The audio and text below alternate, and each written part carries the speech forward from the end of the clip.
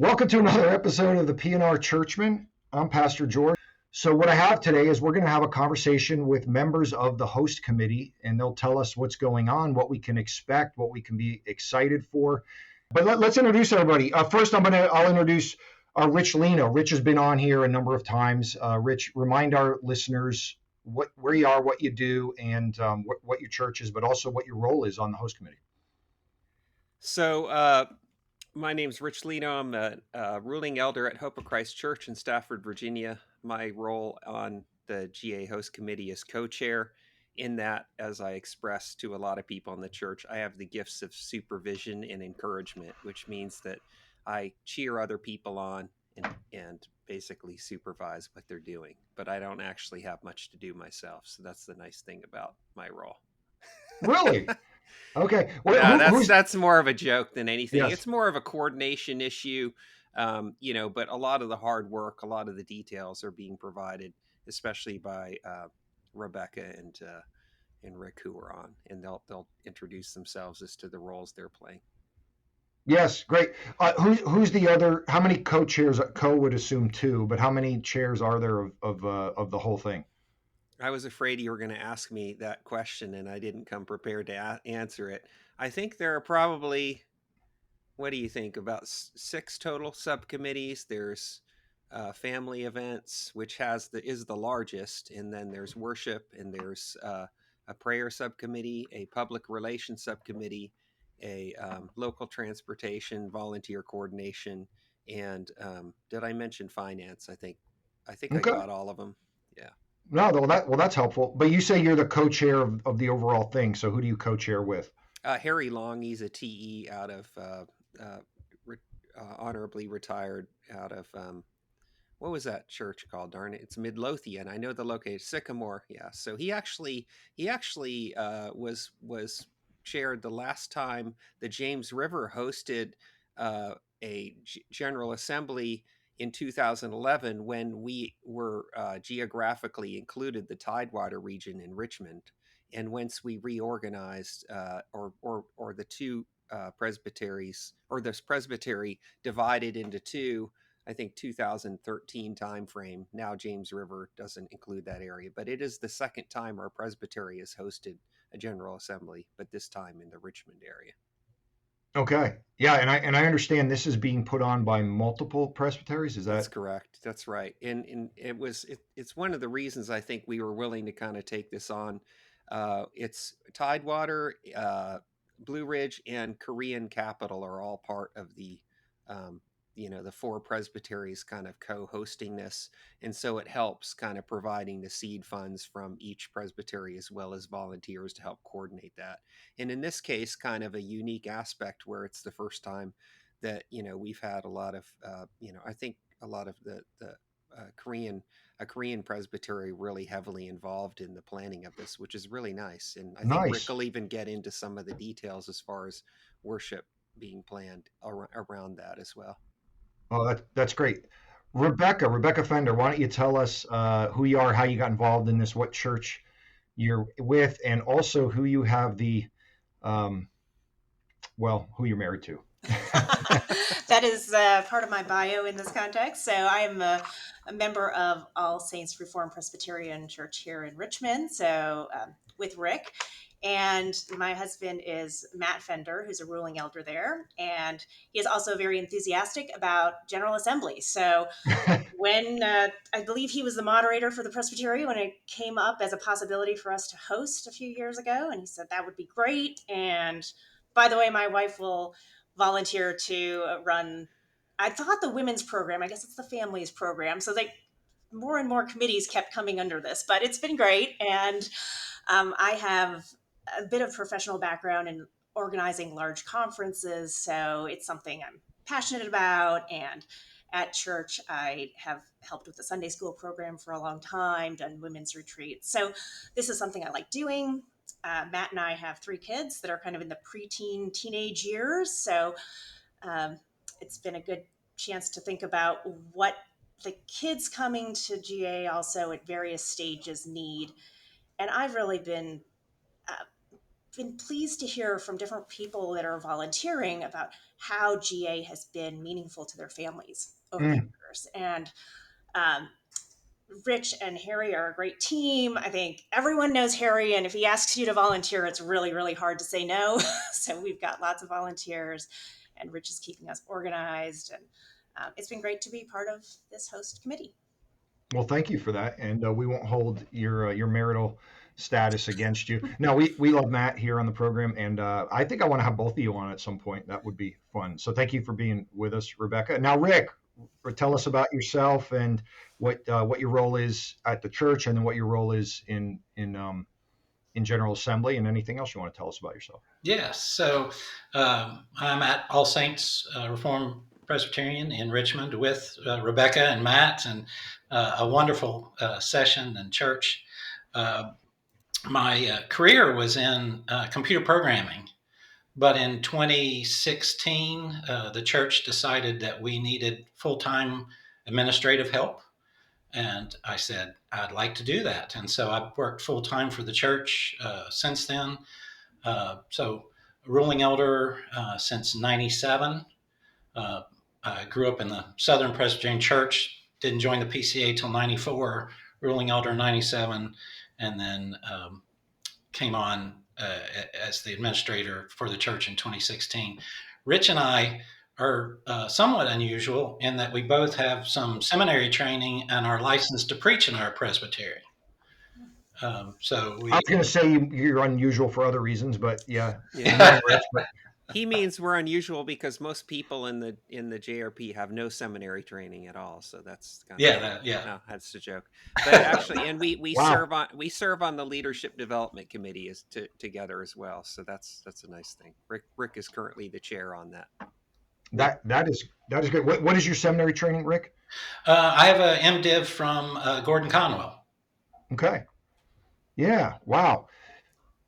That is more and more ruling elders are getting. Well, actually, I mean, part of my story is I was a ruling elder who had an MA and MDiv and then got ordained. But so those are good conversations. Also, for our listeners, I've recorded a conversation with Mel Duncan on just this subject on not the ordination or the education of ruling elders, but church administration. And I think I'm going to release that after this one because I'd like to get this one out first. But that'll maybe you, me, and Mel will get on one day and talk about church administration, because it sounds like your story is a similar thing. Like a church needed administrative help. They saw giftings in you as a ruling elder, and they said, "Hey, why don't you come on and do this full time?" Yes. Yeah, I often think of it as just being a full-time ruling elder deacon. Yeah. That's covering those things that the men, the deacons, and the elders would cover if they didn't have full-time jobs and duties at home and those sorts of things. Can get that done for them, as it were. Yes, I get that. So it also frees me up to work on the leadership development committee and be on things for General Assembly. And then we also have pastoral interns at our church, post-seminary, pre-call men. We bring them in for a year, try to get them ready for their first call, and I handle a lot of their training and oversight, which I think Mel also does a good bit of that at Second Pres with their interns. So, well, that's a conversation I definitely want to have. So thanks for sharing it. Did you tell us about your family? I have my wife and I are empty nesters. We have 4 children, 2 in-laws, 2 grandchildren, and 2 grandchildren on the way. So wow, praise God. Yeah, you look too young to have grandchildren. Well, thank you. Good deal. That's He's got soft lighting on. I don't know if there's a feature where you can change the appearance. I am 8 years older than the PCA. I'll let you do the math. Okay, so let's jump into this. What I didn't put on the outline I gave y'all was just the theme. The theme is knit together, the 51st PCA General Assembly. I'm going to try to pull it up here and do a share screen. I think it's coming up. Yes. There it is. Yeah. Oh, okay. There's a delay. Okay, so registration is open, and that's always fun. It's exciting. It's like getting concert tickets for the PCA. And not that getting they have plenty of tickets available, but the room situation is always interesting. So that, but this is open now. So anybody's listening can go on pcaga.org and you can, it's June 10th to the 14th. Knit Together's the theme, and you can go on there and register. And already overtures are piling in, and the schedule is being made. And so let's jump into this. First question though is who picks the theme? Knit Together. That was kind of collaborative. The committee did, really, at the end of the day. We worked with the stated clerk, and we were actually, I think, what was it initially that we were kind of settling in on, and then we kind of pivoted over to Knit Together because it ties into a verse that talks about being knit together in Christ, and ties together a lot of biblical themes about how Christ is kind of the root of, the ability that we have union with him, that we grow together in him, and in Christ we're knit together toward that end. And it was really intended to be sort of a theme that communicated the vision of how the church, grows in Christ and is knit together in that sense. And so we worked then with them, and we have the distinction, I think, of being the first presbytery to nail that down really quickly, or the first committee, I should say, because it's 4 presbyteries, and we're able to get that graphic design. They had some designers that came and talked to us, and we kind of picked out the ones that we liked, only to find out people complaining later that that's a weave, and that sort of thing. But it wasn't intended to be very, it wasn't intended to be literal. The whole point is, some of the ideas is that you're drawn together. So for those who like to kind of make fun of things, yes, it is. But remember what the theme is. But I've even come up with the idea that we should have like bow ties that are knit bow ties, and have those. But we'll see if that comes to pass. But that's kind of how that came. It was actually a really fun process, and the committee was the one that's kind of empowered to make that decision on the theme, if that makes Okay. sense. Yeah. Well, that's great. I was going to Rebecca. say there was one member of our committee then that went back to her church and said, "I'm going to start advertising for volunteers," and they thought it was a knitting ministry. So this exists, and we've heard from other people who thought about ways to put this into it. And anyway, it's a good theme, and we're going to see how we can leverage it. That's funny. I like that. So, Rebecca, you said Matt was the moderator when your presbytery. So, how did that work with it being 4 presbyteries? And what is the process anyway? Maybe for people that don't know, of how a presbytery, or in your case, 4 of them, get to host. Do you present a bid, a proposal, and how's that work? Well, I mean, I wasn't in the meeting, but I know that the website, there is an opportunity for presbyteries to raise their hands that way. I think that in our case, and correct me where I might be wrong, that I think the convention center had just done some renovations, and so there was a little bit of the Convention and Visitors Bureau too maybe did some outreach. Or anyway, Rick, fill in the gaps. Yeah, they came to us, or the AC committee from Atlanta came to us as a presbytery and said, "We can get a really good deal at the Richmond Convention Center. Would you all please host?" And we said, "Do we have to?" Yeah, I don't remember. I'm not sure. I mean, it's kind of funny how we all have different memories. Yes, memories of it. I seem to recall that they were actually trying to target this area, but maybe that had to do with the cost of it, but also that they liked the location, and then we were kind of a little bit. It was actually, the presbytery was in my backyard when we were discussing that. I don't know if you remember that, but yes, I've hosted presbytery, in my backyard a couple of times, but we were kind of struggling with whether or not we could really take this on, because it's a lot of work to do that. And then I think I can't remember if it was at the time or it was like in subsequent to that they proposed maybe 2, and then maybe 3, and then up to we ended up with 4 presbyteries. So I don't remember how that all came together, but it worked out well, because I think it provides a breadth of kind of spreading both the financial load as well as just the number of volunteers, when presbyteries are trying to do a lot of other things. And so it was a lot more palatable in that regard. I do think that, you can see here, it's funny, it just occurred to me that the two people here from the same church, but it's not by accident that some of the subcommittee chairs are actually part of the JRP, because a lot of things require locality. So we do have other chairs that are from other presbyteries like prayer and I think public relations, but we did want some of the ones that were going to require a lot of local coordination to kind of be in the Richmond area specifically, because there's locality involved in those deliberations, if that makes sense. Yeah, George, Yes, yes. I was going to say, Go I ahead, Rick. think we're setting a pattern uh, for future presbyteries. James River is relatively small and relatively poor. There you go back the last couple of GAs, both Memphis and Birmingham have churches bigger than individual churches bigger than our presbytery, and Mm. so it would be almost impossible for us to do it on our own. And so hopefully this will set a pattern, maybe other smaller cities or cities where the PCA presence isn't as large and powerful to be able to host. I'm hoping we pull it off, and others will consider doing it this way.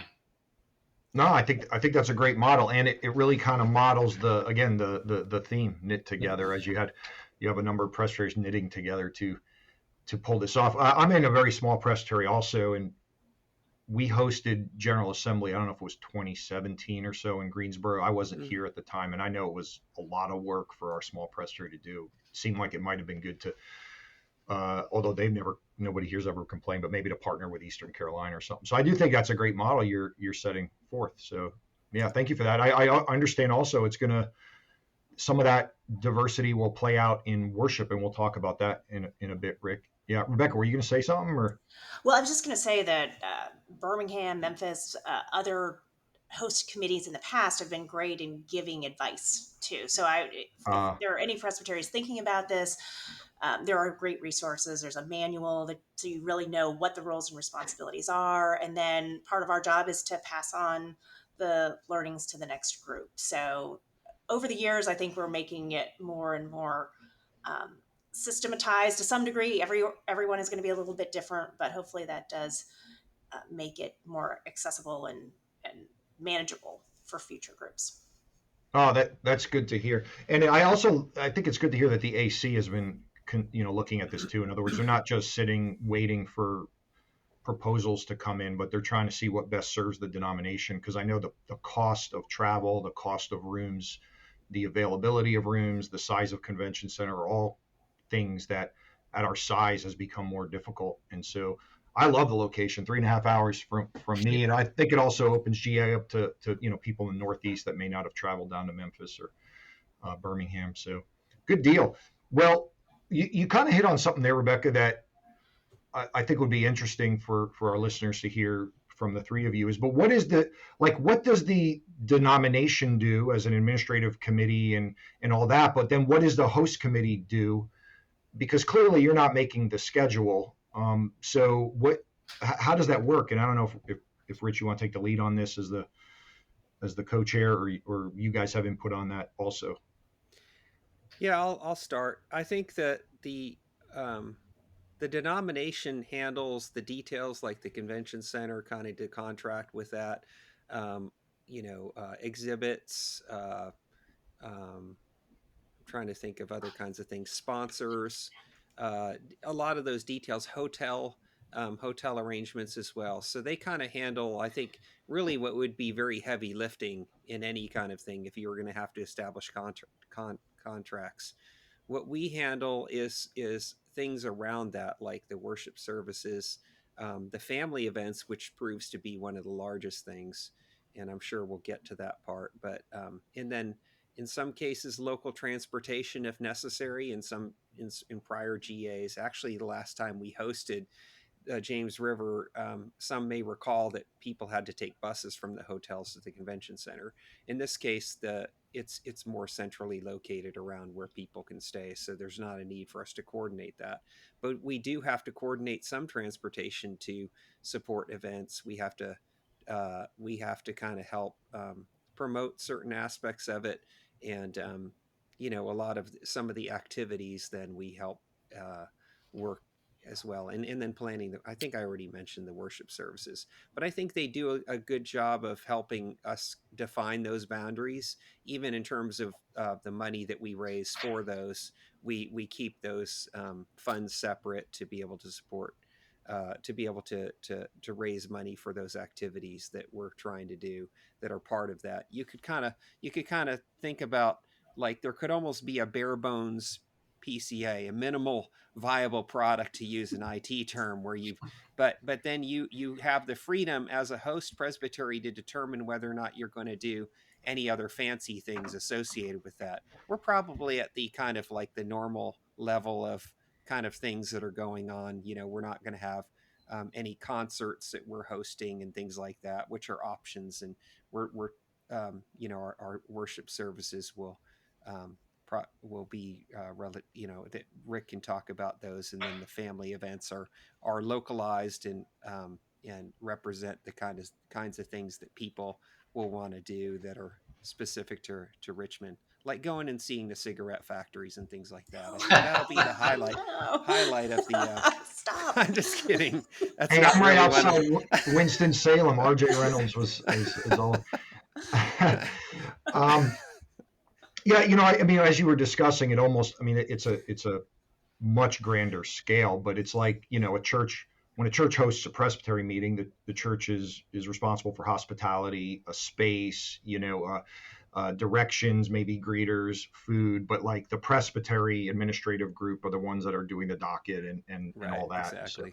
Yeah. But obviously this is a much huger scale. So let's jump right in. Rebecca, tell us about, so you're in charge of the committee over the family, which is families and children. Is that how it Right. works?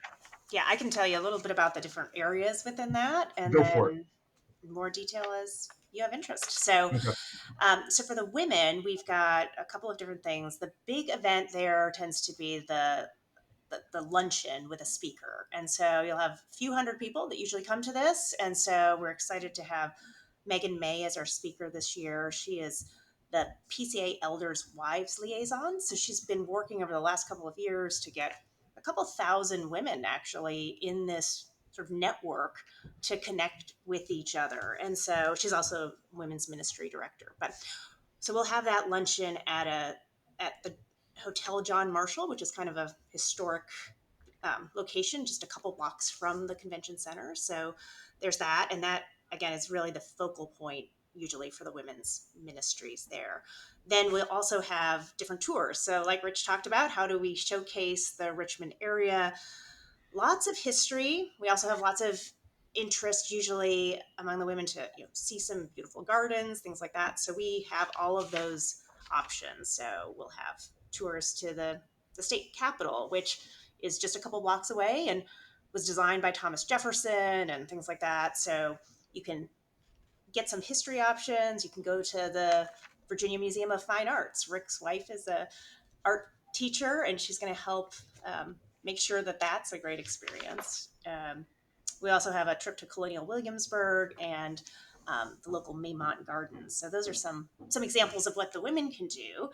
And then to help enable that, we've also got activities for the kids. And so there's, we'll offer nursery. We've got one of the members on our committee then is running the elementary kids program, and it is a sports camp for a couple days. And so he's a teaching elder from the Tidewater area and is running what we call Summer's Best 2 Days. So it's somewhat similar to Summer's Best 2 Weeks, you may know of, as a camp in Pennsylvania. And he's got this all down to a science. So that'll be great.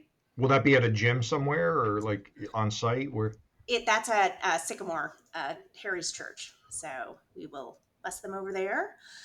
And then the youth, the teens and so forth, will be doing a service project one day and going to an amusement park the other day. So that's you know, How do they sign up? How do people sign up their kids for those things? How is there registration or? Yep, there's registration online. So the same site that you were at, pcaga.org, you can find a families area and sign kids up, and the women's activities as well. So I think there are a few enhancements this year to make things even more focused on online registration. So we're not uh, getting so many things by mail nowadays, but it should all be Yeah, there. it's very easy actually. So pcaga.org, there's a tab for families. I love that.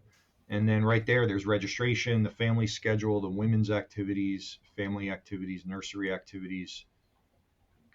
I can't say enough how much I appreciate. I mean, honestly, when you look at the work that's going on, they're sort of like what Rebecca is coordinating with multiple folks, almost like subcommittees within a subcommittee, working a lot of details. And then there's kind of like all the other easy stuff comparatively around that. I mean, I don't want to downplay the details, but it really is a lot of stuff that's being coordinated for that. And I will say, as one who my first first GA was actually when the James River hosted it in 2011, and for a few years after that, my kids were younger back then, and they made friends there. They really enjoyed it. I become a little wistful when I see um, elders that are younger with their wives and their kids and stuff like that. It's just neat to see, and it reminds me of a time in my own life when they were experiencing the same thing. So it's an important part of this, and some may say, well, it's all about the business, but it's also since a lot of times elders are traveling with their wives and children, it's a really important aspect of GA, and I couldn't have asked for a better coordinator for these activities than Rebecca. I mean, it way better than Matt could have ever done. There's just I'm no sure. doubt in my mind. It would have been all like, hey, we're gonna go try on seersucker suits as an activity and things like that, and everybody be like, "This is the most boring GA ever," but Rebecca's making it awesome. The kids know to BCO, ask mom first. yes. BCO classes for the middle schoolers, taught by Matt Exactly. Fender. Let Wow. me, Yeah, go ahead, Rick. may I put in a plug? This isn't Rebecca's first GA. Matt has brought his wife to General Assembly before, and I've brought my wife. But we're a bit unusual. Most of the wives there will be teaching elders' wives. And I want to put a plug in for the ruling elders to bring their wives and children. It's a wonderful time. It really is. And Kathy and I, my wife and I, have always enjoyed going together when we can.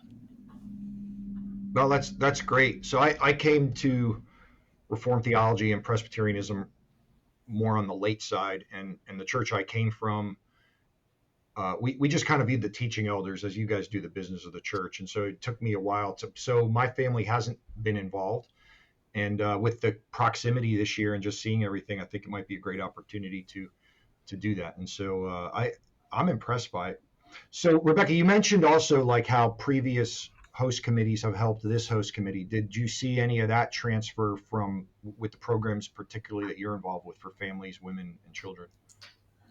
Yeah, I think a lot of the advice that was helpful was just the number of activities to have and where to simplify. Sometimes you try to make things just a little bit better each year, and so we've kind of gone the simple route. And I think Rich was alluding to that before. So our theme can sort of be do the main things really well.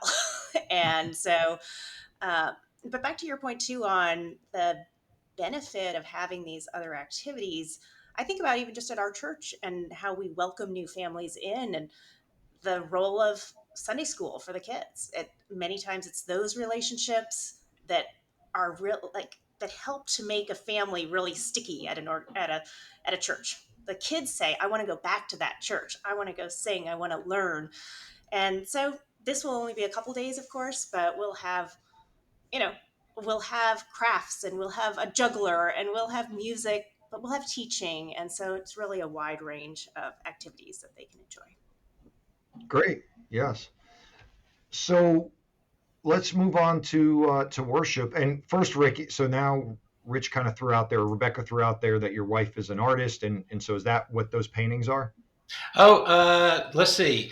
Um, the one directly behind me was actually my mother-in-law, Wow. and that is the driveway into Gordon Conwell.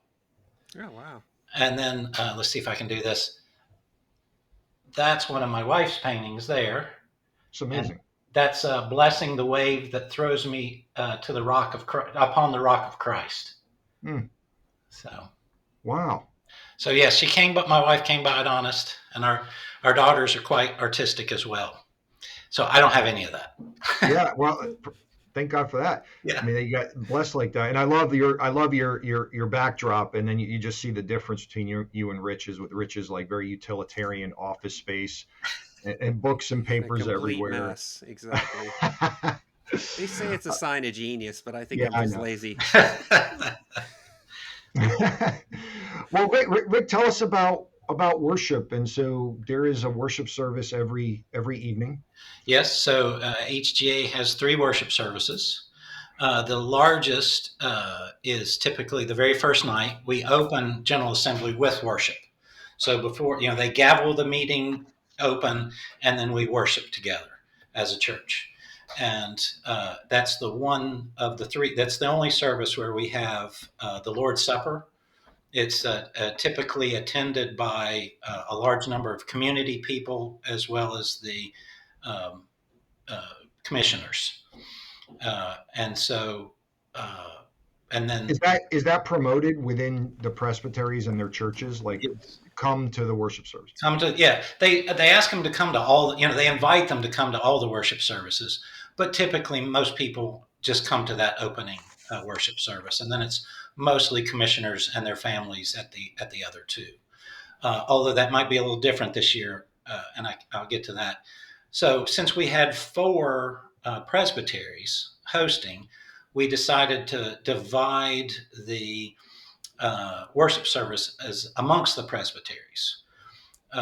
And so I'm the chairman of the overall worship committee and the chairman of the James River First Worship Service Committee, subcommittee. And then Tidewater and Blue Ridge have a subcommittee that's planning the second service. And then Korean Capital is planning the third service. And unless I'm mistaken, the Korean Capital, that third service will be our first fully bilingual worship service at a General Assembly. Wow. And so they're hoping what they're going to be promoting in Korean Capital, which is up in the Washington, D.C., Northern Virginia, Maryland area. So they're a little north of Richmond. They're going to be promoting for their people to come on that Thursday night. So they're hoping to have a large number of just Korean Presbyterian Church members come on that Thursday night to that bilingual worship service. Hmm. Our who knows, our third service may rival the first, when typically the first is always the biggest. Yeah, it very well could. Who's preaching these? Well, Oh, the there they are. first service is the first worship service is always preached either by the previous moderator or someone he appoints. And so Fred Greco will be preaching to us on the first night. And then the second night, the RUF pastor from William and Mary, who's in the Tidewater Presbytery, is going to be preaching. That's Ben Robertson there. And then the last night is Reverend Joel Kim, and he is the president of Westminster West Seminary. Oh, okay. Very good. So in the past, what we've seen is the worship services on each day, they take on a different musical style and maybe even liturgical style. Is that something the host committee plans, or the churches that are assigned to do it just determine how they want to do that? The worship subcommittee of the host committee, yes, plans out those services. And it does bother me, that as a denomination we struggle to worship together, and that we are the only Presbyterian church in history to not have a constitutional directory of worship. Cool. I'm Yeah. glad you went there. That's great. But but we do, I think the best way that we can worship together, at this point in our history, is to have the range of our worship represented within those three services. And I think we'll probably be, in some ways, more fully, ranged, as it were, uh, in the three services, in that, having the one that is bilingual and Korean, we've never really represented that aspect of our denomination before in the worship of our General Assembly. And then in the first one, it probably will be even more kind of simple means of grace than we've had in the past. We are going to have a prelude choir, a large prelude choir with organ and accompaniment. But as of right now, the plan is for them to exit before the call to worship, and then just to have a very simple, traditional Reformed worship service for that first worship service, again, with communion and everything. And then the second one, the middle service, will probably be, I don't know Tidewater and Blue Ridge plans in toto, but I know because they have an RUF minister preaching, they're planning on doing some of the RUF music as a part of the worship. And so I suspect it will reflect more of that character in that second worship service. Yeah. Well, I've always found that whatever the GA worship is, and I know there's rumblings on every side of it, but it's always been respectful and a beautiful time. So that'll be great. How do you pick the prelude musicians and choir? Like, is that coming from your presbytery, or do you hire that out? How does that work? We have a large classical Christian school here in town. Matter of fact, Rebecca's children go there, and the director of choirs for that school is a member of our church. And so I approached him about leading that choir, and then we also have another one of our churches has a few members that play in the Richmond Symphony. So I reached out to them about musicians and so forth. So we're putting it together in house. There may be a few of the instrumentalists that are professional, but for the most part, it's going to be volunteers within the presbyteries that'll be a part of that choir. Okay. So how is that reflected in the schedule? With the worship time that is posted, I'm trying to pull it up, but it's not pulling up. The worship time let's see, schedule. All right, I got it up. Let's pull up the schedule. Yeah, I haven't actually seen this year's schedule. It fit in last year, so I hope it fits in this I one. haven't either. You're like educating us here. It's like, oh, that's on the website. Yeah, I think the GA website is always very well organized. You can find what you need. Okay, So that'll be. So you're talking about Tuesday night, right? Tuesday night, yes. So scroll down for us there. Is it? Okay, 6 p.m. You guys see that? Yes, there you go. Prelude music, 6 p.m. So Okay. that'll be the choir, and then everything's gavelled open at 6:30, and then we have worship immediately after. After it opens, the first thing we do as the assembly then is right. It would be nice for it to say it there, Yeah. but I know that's not you guys. Opening session of General Assembly and worship service would because that's where it's going to fit. Yes. Okay. Good. Well, what do you three want people to know? So my audience is mostly ruling elders, but it's teaching elders too, and then it gets passed along. And I understand some wives of pastors watch and listen to this. So some of my friends tell me about what happens on this because their wife tells them. So that's the way it works. So what are some things you'd like people to know as they would come or consider coming? Like we have more. We get two reps. We're right under the threshold to get a third ruling elder representative, but I'm encouraging the whole session to go and let's figure out how we do rooms and stuff. But I think we'll have 4 or 5 ruling elders come because we're only 3.5 hours away. you know. And so what would you like people to know, whether they are commissioners or people just considering coming to the assembly to be a part of this and experience it? Well, I'll start. I think that if you're on the fence about whether or not to attend as a commissioner, I think that um, for me, it's always a shot in the arm every year to kind of be among my fellow elders and kind of get a perspective on how big the church is. And the worship services are always encouraging to me to worship with the entire assembly. The times outside of that, the fellowship that you have with other believers, the time to kind of just spend time with one another, to see people. It's really kind of like a family reunion, at least for me, every year to a certain extent. I enjoy the aspects of the business of the church as well, but sometimes, honestly, it's like I can't wait for the business to be done to be able to just spend time with one another. And so I would encourage that. I would also encourage that if you have a younger family, to think about bringing your family with you if you're able to do that, because it really is something that I think is memorable. My kids always talk about core memories because of that one movie, like, oh, that's a core memory. I think this can be a core memory for them. It's something they'll remember, being part of something like this, the things that are planned around that, the opportunity. It may be, you may be busy, and sometimes your wife might not see you as much, but there's enough planned, and it's still the worship services and everything. It's still quite uh, an enjoyable time to bring a family to that. And the final thing I'll say too is that I would just urge people that, we're all kind of like participate in maybe the conservative spectrum of the PCA, and sometimes there's a little bit of crankiness in that aspect as well.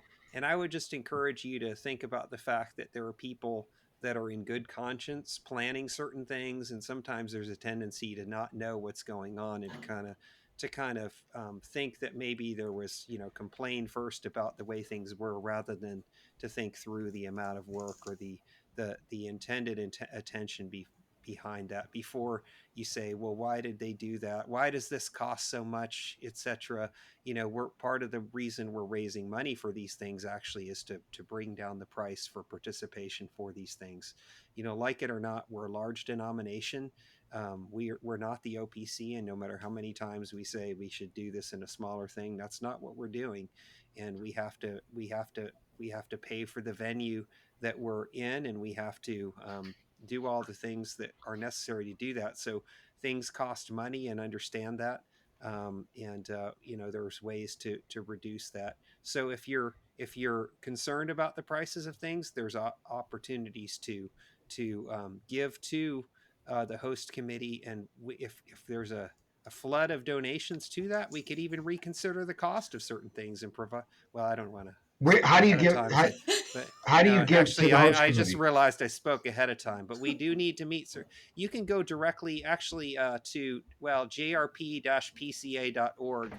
Sorry, that's kind of it. The James River Presbytery website has a link that says GA Host Committee, and there's an opportunity there to be able to give to the host committee, and that those donations go to offset the programs and other things that we're doing. We've already planned, actually, to some extent, on the idea that we're going to meet a certain budget, which we haven't met yet, and we think we can meet it. But part of that, you see the give on the bottom for those who can read. That says give, The circuit. and So yeah, that website is jrp-pca.org, and right at the top there's a GA button, and you can GA 2024, and you can give. And so that's great. I never would have known that, Rich. So it's great. news Well, for me. hopefully, I just wanted to, hopefully I'm clear that I'm enthusiastic about General Assembly. I love going to it. I always feel I've only missed it twice, and it's always really hard on me when I can't do it. And I'm enthusiastic to be able to kind of be part of the planning committee this year. It's something that I love the church. I love the courts of the church, and I would encourage anybody just on the fence to do it. Just do it. That's great, Rich. And I don't sense any crankiness in you, at least on this discussion. So Oh no, thank you.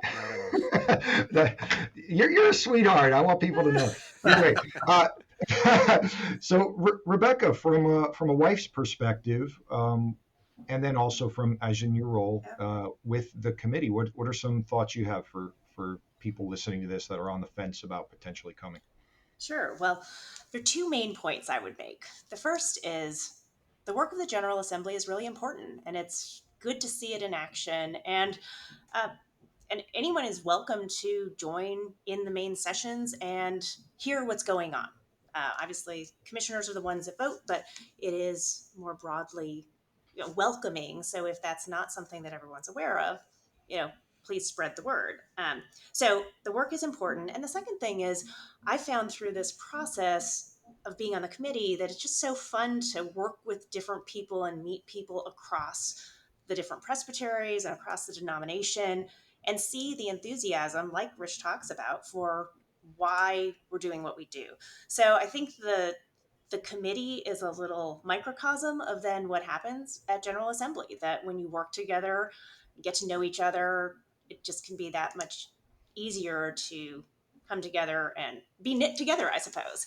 So the other thing I would note is just on Rich's point about the budget and so forth, a lot of the families' activities are subsidized. And so that's part of what we've committed to do.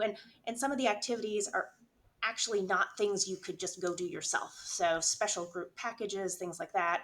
And if you haven't signed up for GA before, know that a lot of those do sell out early. So register soon, and we hope to be able to accommodate everyone. So thanks No, for that's having me. helpful. That's helpful. Rick?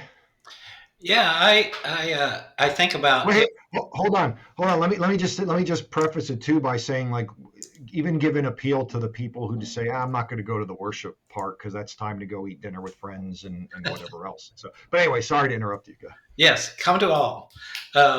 If everybody that was eligible to come, if every church sent its full complement, and if every teaching elder came, we'd be up around like 10,000 people, and we average about 2,000, every year. Again, 20% are showing up and 80% aren't. And it makes me think that, I always think of it as uh, the it's like the people who are just interested in their local church and aren't thinking about presbytery and general assembly. The elders that are only interested in their local church and not thinking about presbytery and general assembly are much like our members who think that just showing up for worship on Sunday morning is sufficient to be a full part of the church, and not serving on committees. Members who won't serve on committees of your local church, and members who won't go to fellowship events outside of the worship service, and how much we want them as elders. We want them to be more engaged. I think of that for the elders who don't come to General Assembly. It's like those members. And this is where we fellowship as a whole church. And this is where we learn together as a whole church, and where we do the work of the whole church. And so I would just, encourage you to think outside the box, as it were. If you've never been to General Assembly, either as a ruling or a teaching elder, to think about needing to be actively involved with the whole church and not just your little piece of it. Yeah, No, I Rick think would rather you be cold or hot rather than lukewarm, you elders out there. Come on. that's great. The Rick and Rich show. Perfect. Yeah. And then just Richmond. I mean, It's a great area. the GA is a little earlier this year than usual. Richmond is a little further north than Memphis and Birmingham. If we get average weather, it's going to be really nice. Early June in Richmond, high is 84, low is 65. So, you're not going to just die of heat the moment you walk out the door like you might in some southern cities towards the end of June. Richmond's a great place for walking and biking, and it's a great food city. So uh, uh, we put together a list of recommended restaurants. The host committee put together a list of recommended restaurants, and we filled a page, and the vast majority are within walking distance of the hotels and the convention center, and the rest are they're under 4 miles in terms of driving. So it's just a great city to visit for a few days. Well, that brings up another question that people might be interested in, because again, the two, what people would think of as the two main hotels that are right by the convention center, are part of it, filled up pretty quickly. According to our stated clerk, that was planned, and that's why there's a lot of hotels that are being recommended. So maybe put people's minds at ease or not about, like, if they're not in the first two hotels, what it's like to get back and forth. Right. So there of the hotels that the GA, the AC has contracted with, the furthest away is just under a mile, and then all the rest are closer than that. And then the city actually is supplying a shuttle bus. We didn't even, the convention center itself, coordinating with the city, is supplying the shuttle bus that's just going to run that loop all day long. And it's going to start an hour before the beginning of the meetings, and it's going to run until an hour after the meetings are done. So that we'll have that shuttle running all day long. Other than the Omni, which is the one that's the furthest away, all of them would be easy to walk back and forth. The Omni is only about 8 or 9/10 of a mile away, but it is uphill both ways. No, it's uphill. It's quite a steep climb up. The Omni's down on the river, and it's quite a steep climb up from the river up to the convention center. So unless you're a hiker, you'll want to take the shuttle from the Omni, but all the rest of the hotels are within walking distance. Rich, got to get the Marine thing in. That's right. Not going to take a bus for that's great. What's the riverfront like? What's the riverfront like? Oh, it's beautiful. It's all been remodeled over the last 20 years. There's walking paths all along the river. You can walk along the river for miles on nice paved paths. It's a beautiful riverfront. Okay. Biking and kayaking and rapids, all sorts of things. There's rapids? Wait a minute. Which river? I'm a whitewater paddler, so. The James River. We're one of the really? Yeah, we're one of the few cities with class 3 and 4 rapids through downtown. Oh man, I know what I'm doing on a break. That's cool. By the way, just so you know, the James River was named after the King James, like King James Bible, King James. Just so you know. So is that the translation we're using? Yeah, for all the worship services. Maybe I should say that. Maybe it'll increase those that want to come, that are all Texas Receptus and stuff like that. Who knows? But come to the place. The James River Presbytery. That goes to show, kind of like, actually, there's a long history of Presbyterianism in Virginia, and there's just a lot of historic stuff to see here. Yeah. Is the theme song as everybody enters Richmond, north of Richmond? Yeah. No, that's not going to be okay. But I want to. So thank you for all the encouragement there, and I think you each added some important points. I'll just key in on something Rick said about, like, the business of the church and the people going. It seems like if there's some hot button issue, General Assemblies, get more people, and it kind of wakes both congregants up and ruling elders, and it gets people off the bench. And I think I've heard some rumblings of concern, not real concern, but just like, what will it be like this year since we've come through this recent, the human sexuality stuff? And I will say there's important things on the docket already, and there's important overtures coming through that are going to affect things like, what we can call people in ordained office. What do we do with the directory of worship? Like, things that are going to matter.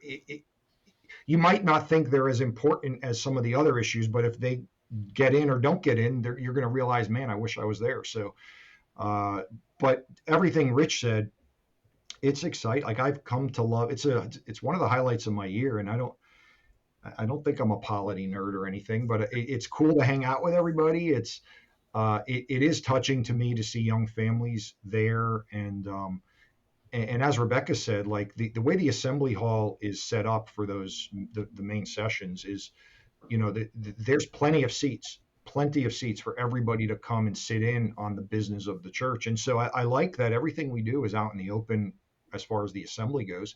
You could hear the debates and the discussions. You could see how it works. And so, yes, I want to encourage everybody to come. So as we wrap up here, what's on y'all's plate from now until General Assembly? Is it heating up and ramping up, and is it getting busy for you guys? Yeah, I think it's, we're at the time where people are starting to think about General Assembly.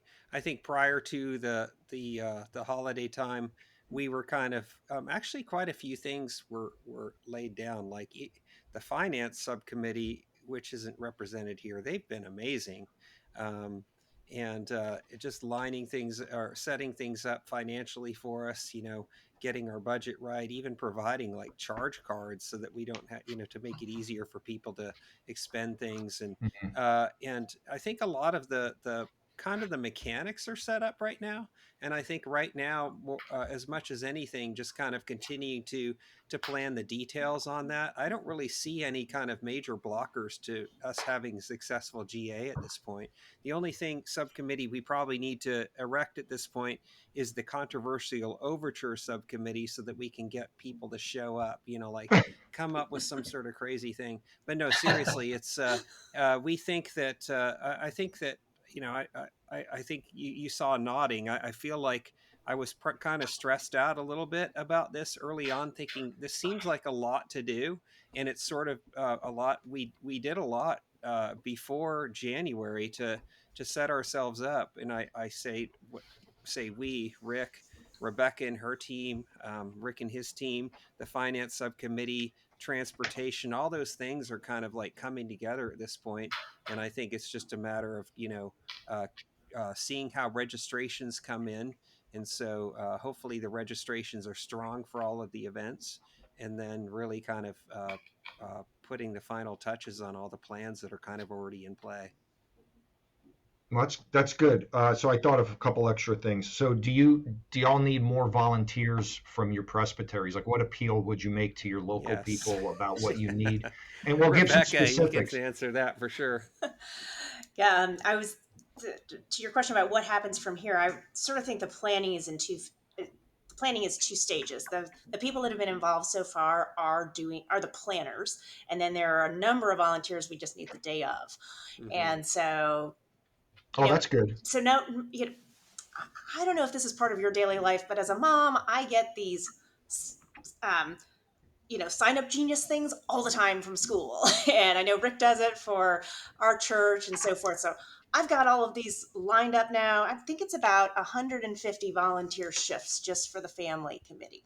So those are now, obviously people can do more than one and so forth. And I agree with Rich. It's all going to come together, but there are lots of different ways to help and lots of different skills that can be leveraged. So I would just, if you're listening to this and you're in the area or amongst these presbyteries hosting, there's definitely a way that you can be a part of it. Well, so because what I found, even as a former church administrator and a pastor, like it often, like, people are hesitant to enter into the conversation because they're afraid of what they're going to be asked. And so, I mean, this could be a whole other episode, but like, what are some top line ways people can serve in your particular area, Rebecca?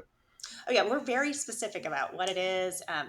So first there's the nursery side of it, and I will say that in some years it's all just been paid staff that's done that, but we're doing this more on a volunteer basis to the extent that we can. So those are just shifts working with kids of different ages.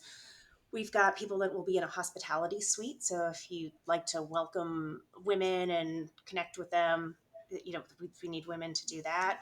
We've got people doing those tours, hostesses for the different tours. So get on the bus and go to Colonial Williamsburg with 50 other women and make sure they get to the lunch spot, and just logistics and things like that. So a lot of these I think are really fun though, and ways to meet other people and interact with the kids too. So Okay, Yeah, thank you. So, and in the background, Rebecca mentioned that she's got these signups for nursery, but those are the kind of logistics that have been coordinated to deal with background checks and how we're going to yeah. handle things like that, so that we are providing safe childcare for that. So, that we have the mechanism now for volunteers to volunteer for that, and we've been working with our public relations subcommittee chair to get the word out to all the local churches to have a point person to ask for volunteers, and so those are the kinds of things that she's talking about. And thank you for raising that, because that was a thought in my mind. I assume you're doing background checks. It's good to specify that. What other volunteer needs are there around? I mean, I'm always grateful for the people that help us register and check in and direct us. Like, is there like a hospitality subcommittee? Yes, and they'll be looking for volunteers to, the ones who stand at the top of the escalator and go, your room's that way. That they'll be recruiting spots for that. The people at the registration booth for the commissioners are all from Atlanta.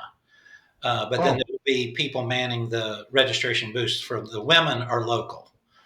So yeah, there'll be that registration sort of thing going on. We're, in terms of our prelude choir, we're, in the process of picking music and, getting musicians.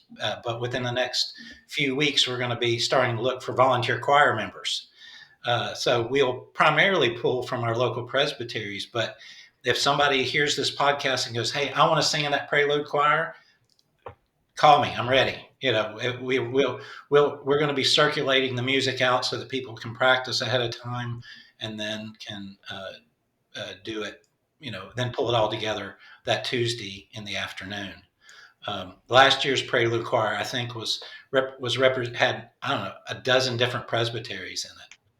So, yeah, well, that's helpful. And people make jokes often recently about the slew of these PCA related podcasts, and is this really valuable? But I hope my intention really is just to help inform. And I think in the past, I think we just take you guys for granted. Like, whoever the host committee is, we show up and then we just need you, And so I'm hoping to kind of raise awareness for that, highlight the great work you're doing. I mean, the Lord knows what you're doing, but it's good for us to know. So thank you all for your labors on behalf of our Lord, but to benefit us. So, yeah. Any final thoughts that anybody wants to share? That's amazing. We're like right at an hour.